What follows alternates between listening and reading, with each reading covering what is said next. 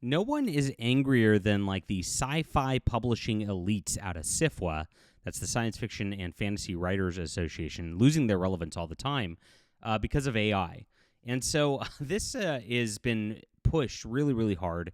It's from a place called Lightspeed Science Fiction and Fantasy, which is like a short fiction magazine very few people read. And it's got pushed to Gizmodo. I guess they're owned by the same company, and so they highlight a story every month. And Gizmodo, as you might know, is like kind of an entertainment tech news kind of thing. The rise of AI is making life even harder for people, the real people of Gaza. Please clap, I guess. And so this is what they're doing right now. This is a short story which I read this morning. And it's just so poorly done. I could see why they feel threatened by AI because they're just not talented enough of writers to tell a compelling, emotional, interesting story. And that's what we're going to get over here.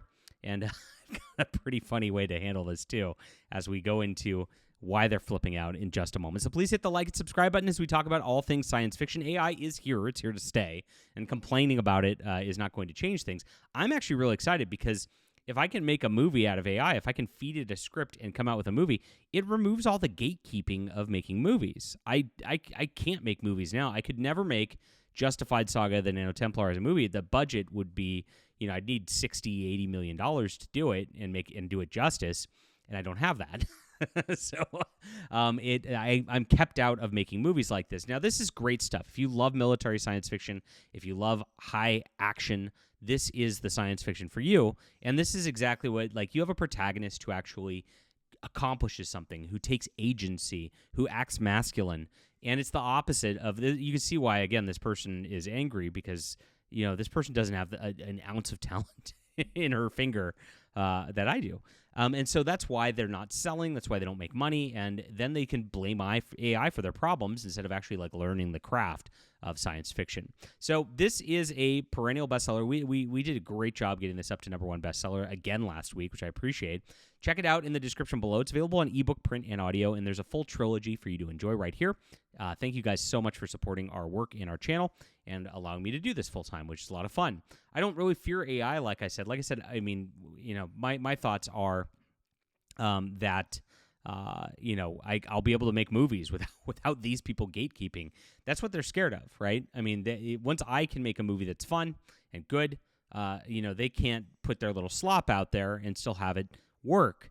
And so they have that market cornered right now, and they want to gatekeep that market from people. And that's been the entire, SFWA way, right? I mean, they want to gatekeep publishing.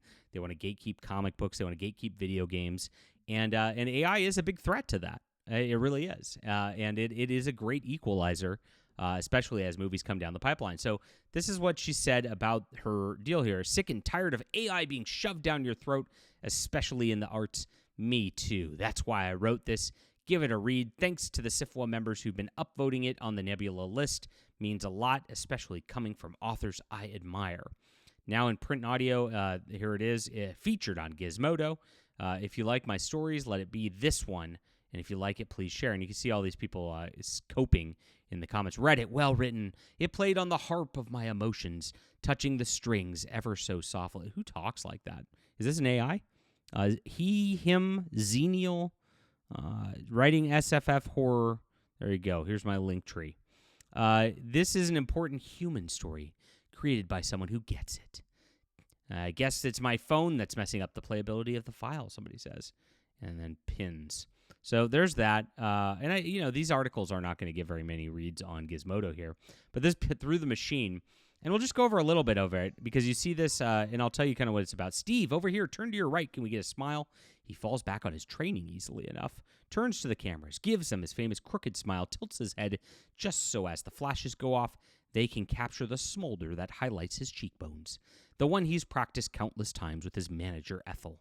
The red carpet extends before him, and up ahead he sees the actress he's been paired with in this film's his co-star and on-screen love interest, but in reality, a total stranger. He knows her name because the photographers keep shouting it, asking her to turn so they can capture her svelte profile. He tilts her head obligingly.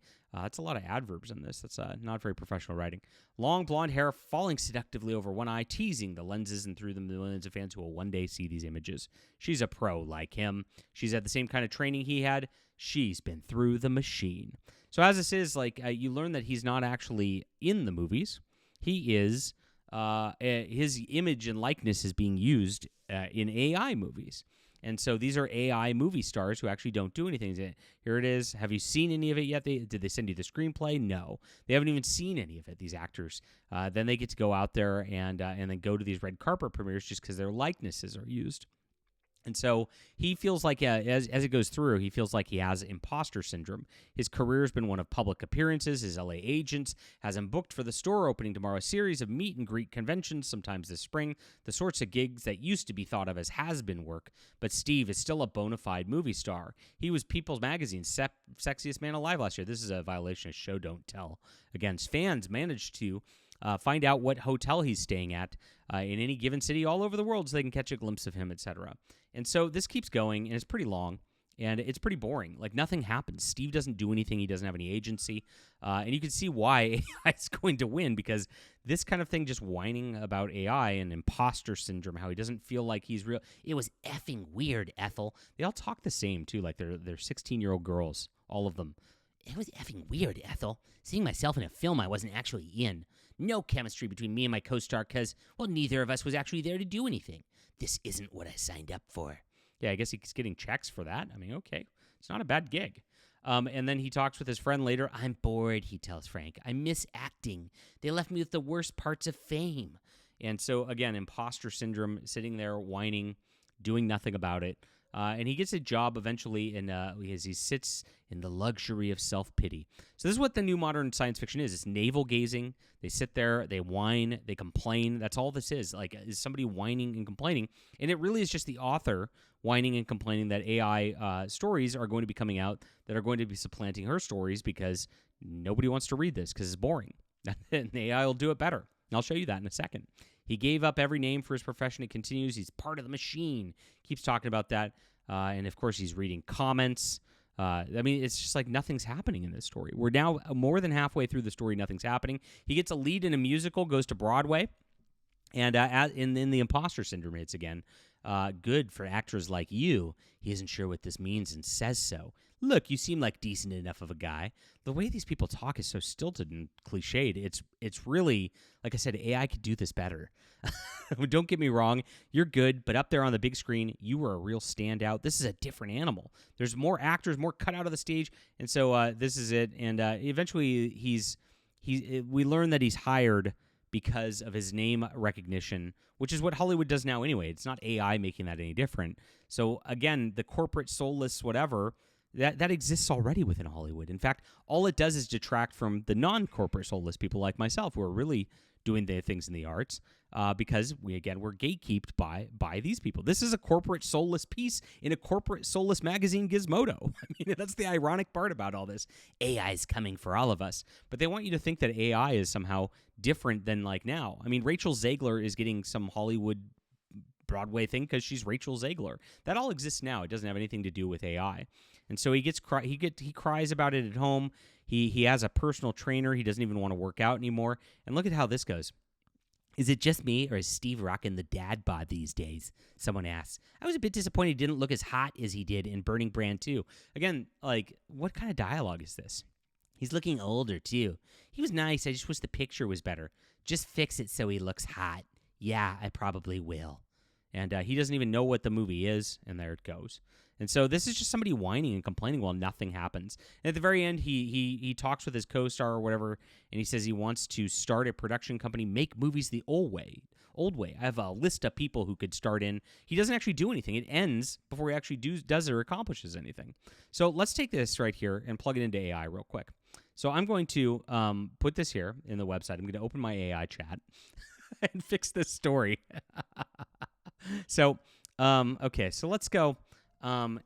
Look at this short story about AI in Gizmodo and analyze it for critical with a critical look at how it works as a short story. What are its shortcomings? Okay, let's look at this. See what it says real quick. Based on the short story, Strength says social commentary. Major shortcut, lack of a narrative arc and character development. Telling rather than showing. Notice I noticed this too. It's the AI noticed this too. Weak ending. It's exactly what I said too. Underdeveloped supporting characters. Yep, there's no supporting characters. Predictable structure. Missed dramatic opportunities. Technical issues. Overall assessment. Okay. So using the prose style of Lois McMaster. Oh, hold on. Let's start this first. Can you make an outline for a revised version of this that fixes the problems, has the protagonist have more agency, and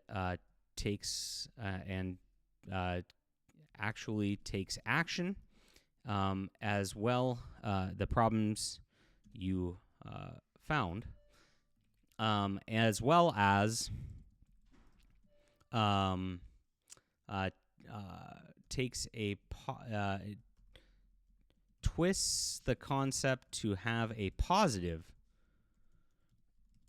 outlook toward AI. Okay, let's see what the outline looks like here. Okay. So opening scene, the revelation. Steve discovers his AI double not at a premiere, but during a private screening where he's asked to provide feedback. Instead of being a victim, he's offered a partnership to help more sophisticated AI acting tools. Hook, the AI version, captures the emotional nuances Steve didn't realize he was performing. Inciting incident. Steve learns his studio, wants to create an AI acting coach that could help him train new actors. Steve secretly visits the AI developmental lab instead of just complaining about his manager. Steve volunteers for an experimental session where he acts alongside his AI double in real time. Traditional actors led by his friend Wayne organize against AI integration. Steve stages a live demonstration at a major industry event, performs a challenging monologue first alone. He launches not just a production company, but an AI human collaborative acting studio. Steve teaches a master class at the end where students work with AI to double and explore their craft. AI doesn't diminish their humanity. It helps them discover the parts of themselves they never knew existed. Here's the key character arcs, thematic elements, and key scenes to write. So I'm going to copy this real quick, and I'm not going to go through the whole thing right here. I'm going to post all this. I'm going to post the finished story to my Subscribestar when it's done, but I will show you.